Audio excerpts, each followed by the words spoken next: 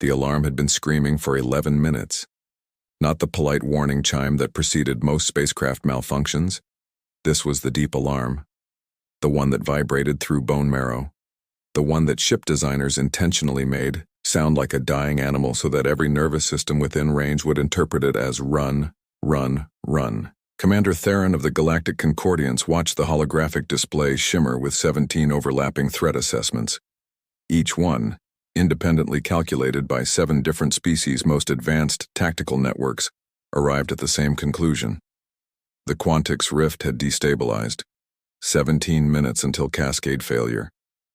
200 million light-years of inhabited space in the blast radius, and every single safety protocol in every single species database said the same thing.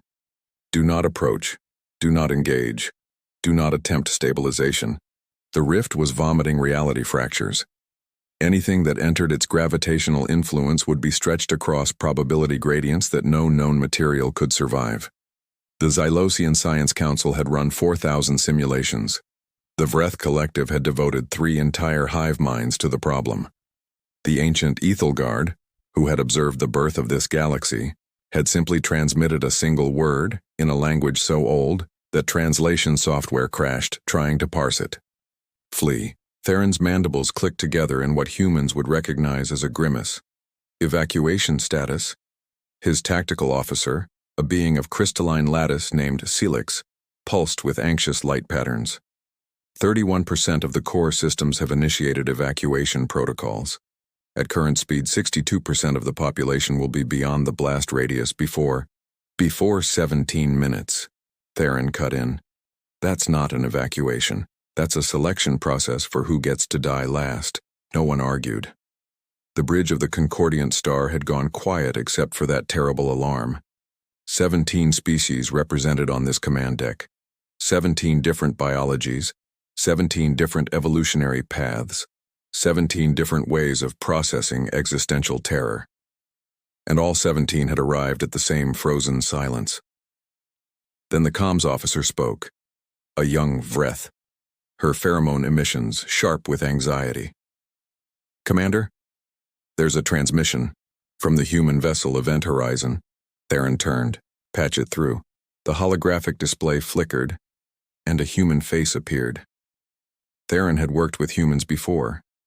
He understood their peculiar biology, the inefficient bipedal locomotion, the fragile skin, the absurdly short lifespans. He understood their psychological profile too. Stubborn, creative, emotionally volatile, prone to what they called heroism, which most other species called suicidal impulsivity. But he had never seen a human look like this. Captain Elara Vance had the hollow eyes of someone who hadn't slept in days. Her flight suit was torn at the left shoulder, a bruise darkening across her collarbone. Behind her, Theron could see the cockpit of her interceptor, a ship so patched with field repairs that it looked more like scar tissue than machinery. Commander, she said, and her voice was calm, not the calm of ignorance, the calm of someone who had already made a decision and was simply waiting for permission she didn't need. I've been running trajectory calculations. There's a window. If I engage full burn into the rift's outer shear layer, I can insert a damping field at the exact nodal point of the cascade failure. Silence. Complete. Total silence. Even the alarm seemed to hold its breath. Then Celix spoke, his crystalline voice fracturing with disbelief. The outer shear layer experiences gravitational variances of 4,000 standard Gs. No ship. The Event Horizon can take it, Vance said. Modified thrusters, reinforced hull. I've flown harder profiles. Theron's mandibles clicked again. Captain, the safety protocols are not suggestions. They are mathematically derived boundaries based on what? Vance interrupted. Based on species who evolved on planets with stable orbits and predictable weather? Based on beings who've never had to look at a storm and decide whether to fly into it because there's a family waiting on the other side? She leaned closer to her camera, and Theron saw something in her eyes that made his oldest evolutionary instincts whisper, danger. Commander, your protocols were written by people who have never had to be wrong about what's survivable. Humans have a different relationship with impossible odds. The Vrethcom's officer's pheromones shifted from anxiety into something Theron didn't immediately recognize. It took him a moment to place it. Hope. But Theron crushed it immediately. Captain, the last 3 ships that attempted to approach the rift were torn apart at a molecular level. The Kithrak's Mercy had shielding technology 3 generations beyond anything humanity possesses. They didn't even transmit a distress signal. They simply ceased. Then I won't transmit a distress signal either, Vance said. I'll transmit a success signal. She reached toward her cockpit controls. Captain Vance, I am ordering you to stand down. This is not your decision. This is not your species' extinction to prevent. The Concordiance has protocols. The Concordiance's protocols are going to let 200 million light-years of civilization die, because no one wants to be the first to try something that might fail. Vance's jaw tightened. Commander, I'm not asking for permission. I'm telling you what I'm about to do. I wanted someone to know why. Why? Theron asked, and he hated how small his voice sounded. Because my daughter is on the evacuation list for Centauri Prime. And if I don't do this, her evacuation ship doesn't make it past the orbital ring before the shockwave hits. Vance's expression didn't change, but something behind her eyes cracked. So I'm not doing this for the galaxy. I'm doing this for one 7-year-old girl who still believes her mother can fix anything. She cut the transmission. The Event Horizon was not a beautiful ship. Human military aesthetics had always baffled the other species of the galaxy. Where the Zelosians built elegant curves that mimicked natural evolution, and the Ethelgard constructed vessels of impossible geometric harmony, human ships looked like weapons that had learned to fly. Sharp angles, exposed armor plating, thruster assemblies that prioritized power over efficiency. But as Theron watched the live feed from the long-range probes, he saw something he had never seen before. The Event Horizon was accelerating toward the Quantix rift at a velocity that should have turned the pilot into paste. Her inertial dampeners, Silex said, reading the telemetry. They're operating at... That's not possible. That's 300% above rated capacity. She modified them, Theron said quietly. Humans do that. They take equipment and they push it past every designed limit because they'd rather break a machine than die inside a working one. The Vrethcom's officer, her name was Nis, Theron suddenly remembered, was tracking something else. Commander, I'm detecting... I don't know how to classify this. The Event Horizon is transmitting a data stream. Not to us. To the rift itself. What? It's a mathematical proof. Nis's voice trembled. She's broadcasting a solution to the cascade instability. She's trying to teach the rift to stabilize. The bridge went quiet again. That wasn't heroism. That was insanity. The rift wasn't a machine. It was a wound in spacetime, a leftover from a war between civilizations that had ended before this galaxy had formed. It didn't have intelligence. It didn't have awareness. It was a hole that reality was trying to heal, and every attempt to interfere had only made it bleed faster. But Vance was broadcasting a mathematical proof. As if she could convince the wound to close, Theron watched the telemetry. The Event Horizon was entering the outer shear layer now. Gravitational variance spiked to 1200 Gs. The ship's hull began to deform. He could see it on the visual feed, the nose compressing, the wings bowing upward. She's going to tear apart, Silex said. The ship kept flying. 1800 Gs. The Event Horizon started shedding armor panels, pieces of metal flaking off like dead skin. But Vance had anticipated this. The panels were detaching in a calculated pattern, reducing drag, reshaping the ship's profile for deeper penetration. 2300 Gs. Her life support is failing, Nis said. I'm reading atmospheric loss in the cockpit. Temperature dropping. She's not wearing a pressure suit. Theron's translator tried to parse that information and failed. Why would she? She modified the cockpit to save weight, Silex said, scrolling through the Event Horizon's specifications. Removed the emergency pressure system. Removed the ejector seat. Removed the secondary oxygen supply. The crystalline being's light patterns flickered with something that looked like horror. "Commander, this ship was never designed to return.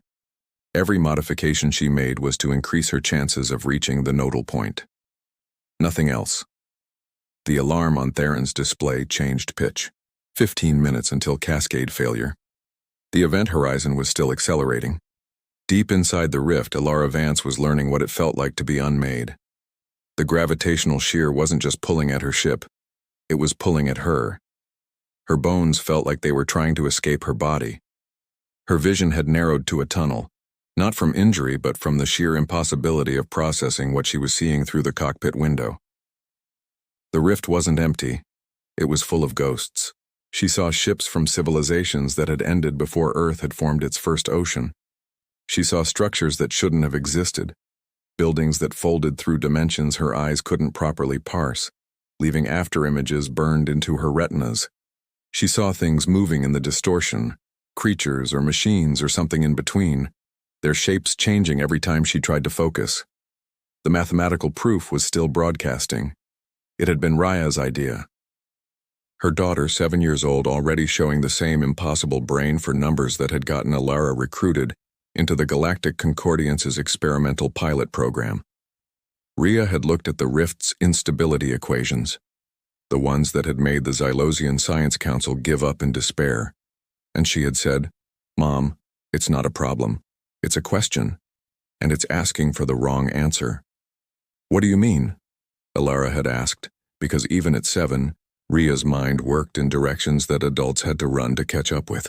The rift is trying to stabilize, but every time something interacts with it, the interaction creates a new variable. So the rift recalculates, and the new calculation is always worse because it's incorporating the interference as part of the system. Rhea had drawn a diagram on her tablet, a mess of lines and arrows that looked like chaos, until Elara stared long enough to see the pattern. You have to give it a solution that doesn't add variables. You have to give it something that completes the equation without touching it. A mathematical proof that observes without interacting, Elara had said.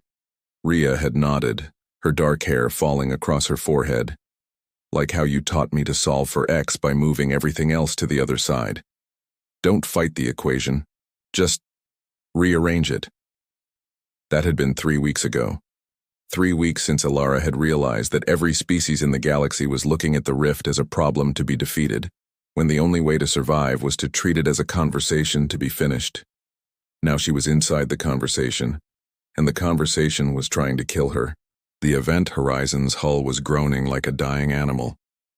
Elara's teeth ached from the vibration. Her left arm had gone numb. She didn't know if that was the cold or something worse. The temperature display had stopped working 3 minutes ago, but she could feel ice forming on her eyelashes.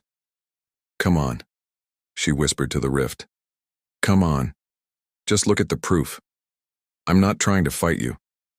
I'm trying to finish the sentence." The gravitational variance spiked again. 2,700 Gs.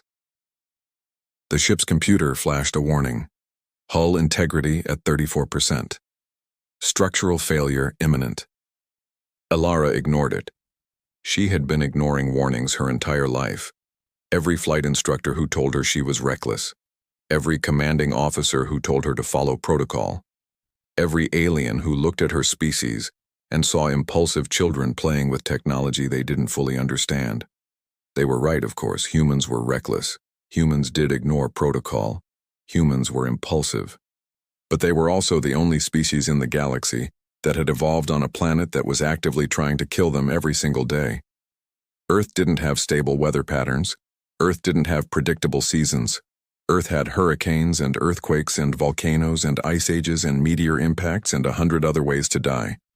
That had nothing to do with intelligence and everything to do with endurance. Every other species in the Concordiance had evolved on worlds that had settled into comfortable rhythms billions of years before intelligence emerged. They had never known what it felt like to look at the sky and see a storm that could destroy everything they loved. They had never had to learn deep in their genetic memory that sometimes the only way to survive was to run toward the danger because running away just meant dying tired. The event horizon shuddered violently. Another armor panel tore away. Elara watched it spin into the distortion, and she saw it unfold, not break apart, but literally unfold, like a piece of origami opening into a shape that had no business existing in 3 dimensions. She was close. The nodal point was 400 kilometers ahead. The mathematical proof had done something. The rift was listening now. The gravitational variance was still deadly, but the chaos had structure. Patterns were emerging. The rift was trying to understand what she was showing it. Almost there, Elara said, though there was no one to hear her. Just a little further. The cockpit lights flickered and died. Her oxygen alarm started screaming. She had 90 seconds of breathable air left. On the bridge of the Concordiant star, 17 different species watched a miracle begin to unfold. It's working, Nis breathed. Commander, the cascade failure timeline is extending. 12 minutes now. 11. The rift is... It's responding to her proof. Theron watched the telemetry with something he had not felt in 60 years of military service. Something he had believed his species had evolved past. Wonder. The event horizon was still accelerating, still diving deeper into the shear layer, still bleeding metal and atmosphere and heat into the void. But the gravitational variance was changing. Not decreasing, that would have been impossible. But the shape of the variance was shifting. What had been random chaos was now forming patterns. Spirals, fractals, geometries that Theron's tactical display couldn't properly render because they existed in more dimensions than it was designed to handle. She's not fighting the rift, Celix said, his crystalline voice soft with awe. She's dancing with it. The mathematical proof was still broadcasting. Theron pulled it up on his display, and for a moment he understood why humans had achieved so much in so little time. The proof was elegant, beautiful, inevitable in the way that only truly great mathematics could be. But more than that, it was kind. It didn't try to force the rift to close. It didn't try to impose order on chaos. It simply showed the rift a path to stability that didn't require destruction. It said, "You don't have to tear yourself apart. You can heal. Look, here's how." And the rift was listening. 10 minutes to cascade failure. 9. Her oxygen is gone, Nis said suddenly. Life support failure. She's breathing vacuum. Theron's blood, if it could be called blood, ran cold. Can she survive? The Vreth's pheromones shifted into something Theron had never smelled before. Not hope, not fear, something older, something that evolution had buried deep in the genetic code of every species that had ever looked at the stars and wondered if anyone was watching back. Faith. She's human, Nis said, as if that explained everything. And for the first time in his life, Theron thought it might. Elara's lungs were on fire. The vacuum hadn't killed her yet. She had maybe 2 minutes of consciousness left before hypoxia shut down her brain. But 2 minutes was enough. It had to be enough. The nodal point was 200 kilometers ahead. The mathematical proof was complete. She had sent the final piece of the equation 30 seconds ago, right as her oxygen ran out. Now she just had to reach the insertion point. Had to be there when the rift accepted the solution. Her vision was narrowing again. Not from gravitational stress this time, from oxygen deprivation. Her brain was starting to make mistakes. She saw Rhea in the cockpit with her, sitting in the co-pilot seat, her small hands folded in her lap. "Mom, you're bleeding," Rhea said. Elara blinked. The hallucination was vivid. She could see the light in her daughter's eyes, the way her hair fell across her forehead, the small scar on her chin from falling off her bike. "I know, baby," Elara said, though no sound came out. Her vocal cords needed air to vibrate. "But I'm almost there. Your eyes are bleeding too." Elara touched her face. Her fingers came away wet. The vacuum was pulling moisture from her eyes, her mouth, the lining of her lungs. She was freezing and boiling at the same time, every exposed surface of her body trying to escape into the void.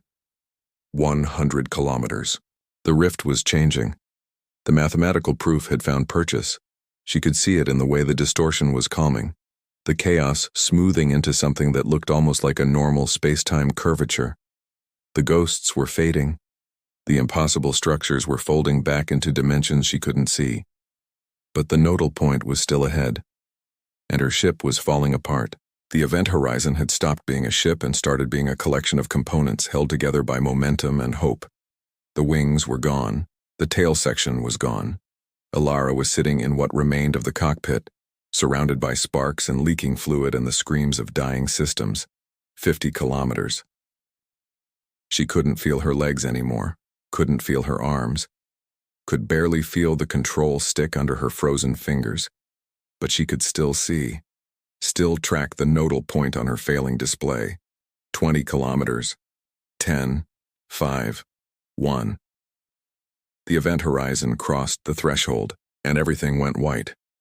On the bridge of the Concordian star, the telemetry went silent. Not because the sensors failed, because there was nothing left to measure. The rift had collapsed, not with violence, not with destruction. It had simply resolved, like a knot that had finally been pulled loose or a wound that had finally been allowed to heal. The gravitational variance dropped to 0. The cascade failure stopped.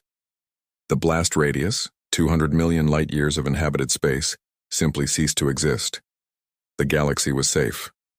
But the event horizon was gone. No debris, no signal, no escape pod, no final transmission. The ship and its pilot had been inside the nodal point when the rift resolved, and the resolution had not left anything behind. Theron stood in the center of the bridge, surrounded by 17 species who were slowly realizing that they were still alive because of a creature they had spent centuries underestimating. "We need to tell her daughter," Nis said quietly. Theron turned. "What?" "Captain Vance. She had a daughter, on Centauri Prime. The evacuation list. The Vreth's pheromones were thick with grief. Someone has to tell her that her mother saved the galaxy." The bridge was silent. Then Silik spoke, his crystalline voice soft. "Commander, I'm detecting something, a signal. Very faint. Coming from the coordinates where the rift used to be." "Impossible," Theron said. "There's nothing there. The resolution would have—" "I know what the resolution would have done." Silik's light patterns were flickering so fast they almost looked like panic. "But I'm still detecting a signal. Audio only. Very degraded. Play it." The bridge speakers crackled with static. For a long moment, there was nothing but the hiss of cosmic background radiation and the whine of electromagnetic interference. Then, a voice. Elara Vance's voice, barely recognizable through the distortion. Slurred. Weak, but unmistakably alive. "Boost the signal," Theron said. "All available bandwidth." "Theron, can you hear me?" "We hear you, Captain." Theron's voice cracked. "We hear you. Where are you?" A pause. Static. Then, "Don't know. The rift. It didn't destroy me. It translated me." Another pause, longer this time. "I think I'm between everywhere. Can you return?" The static seemed to deepen. When Vance spoke again, her voice was different, calmer, more certain. As if she had seen something that had answered questions she hadn't known she was asking. "No." The translation was, "One way. I can't go back." A soft sound that might have been a laugh or a sob. "But I can see everything now.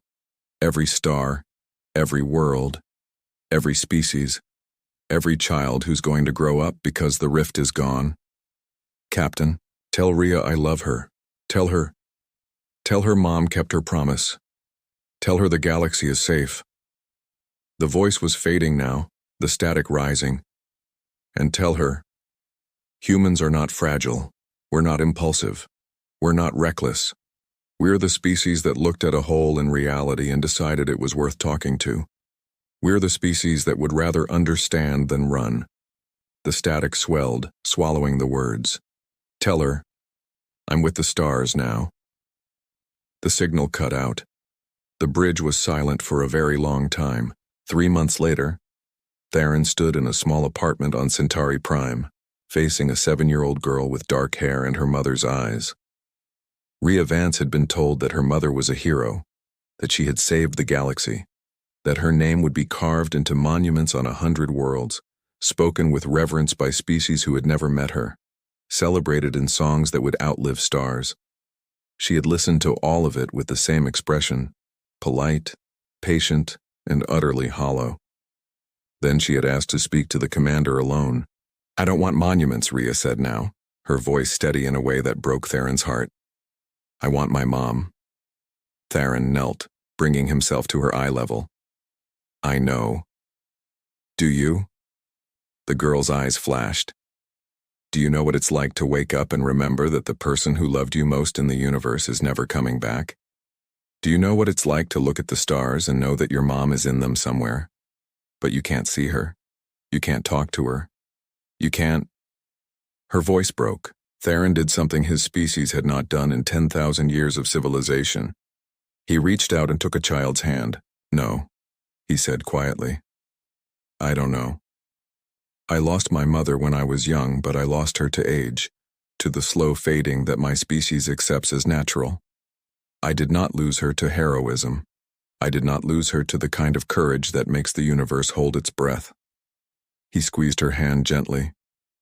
"Your mother was not supposed to survive. Every calculation, every protocol, every shred of wisdom that 17 species could offer said that she would die. And she knew that. She knew it before she launched. Then why did she go?" Theron looked into the girl's eyes, so much like her mother's, fierce and wounded and impossibly bright. Because she looked at the universe and saw something that no one else could see. She saw a wound that didn't need to be fought. It needed to be heard. And she was the only one brave enough to listen. Rhea was crying now, silent tears tracking down her cheeks. "I don't want her to be brave. I want her to be here." "I know," Theron said again. And then, because he had been thinking about this for 3 months, because he had watched the recordings of Elara Vance's final flight 100 times, because he had come to understand something that no other species in the galaxy had ever truly grasped, he said, "But here's what I've learned about humans, Rhea. Your species is not the strongest, not the fastest, not the smartest, not the longest lived. You are, by every objective measure, one of the least impressive species in the galactic community." The girl stared at him. "But you are the only species that looks at impossible odds and sees a question instead of an answer. You are the only species that would rather fail trying than succeed standing still. You are the only species that has ever looked at a hole in reality and tried to teach it how to heal." He stood, still holding her hand. "Your mother didn't save the galaxy because she was reckless. She saved the galaxy because she loved you more than she feared death. And that love, that fierce, stubborn, impossible human love, is the most powerful force I have ever witnessed." Rhea was quiet for a long moment. Then she pulled her hand free, wiped her eyes with her sleeve, and looked up at the commander with an expression that was far too old for her age. "Commander Theron?" "Yes?" "I'm going to be a pilot." Theron felt something shift in his chest, something that felt like hope, but sharper, more painful, more human. "I have no doubt," he said. Rhea nodded once, then turned and walked to the window. Outside, the stars were coming out, billions of them, burning in the darkness, each one a reminder of what had been saved. Somewhere among them her mother was watching, and somewhere among them a 7-year-old girl was already planning her first flight. Epilogue. 10 years later, the Galactic Concordians held a ceremony on the anniversary of the rift's closure. Representatives from all 17 species gathered at the coordinates where the event horizon had made its final transmission. They brought monuments and speeches and songs, as species always do when they want to honor a hero they never truly understood. But at the edge of the ceremony, away from the crowds and the cameras, a 17-year-old girl sat alone in the cockpit of her ship. The Rhea's Promise was not a beautiful vessel. It was sharp and angular and scarred with the evidence of 100 test flights. It had been modified beyond all safety regulations, its thrusters pushed to 300% of rated capacity, its hull reinforced with materials that no engineer would approve. It was, in every way, a monument to its pilot's inheritance. Elara Vance looked at the stars and smiled. "Hey, Mom," she said quietly. "I figured it out. The thing you taught me about the rift. about solving for X by moving everything else to the other side. She rested her hand on the control stick. I've been thinking about what you said, about being with the stars now. And I realized something. She powered up the engines. You're not in the stars, Mom. You're in me. The Rhea's promise lifted off, accelerating toward the darkness. Behind her, the Galactic Concordians watched a human pilot ignore every safety protocol. And for the first time, they didn't sound the alarms. They just smiled. Because they had finally learned what humans had always known. Sometimes the only way to save the future is to break every rule in the present. And sometimes, the most reckless thing you can do is the only thing worth doing at all.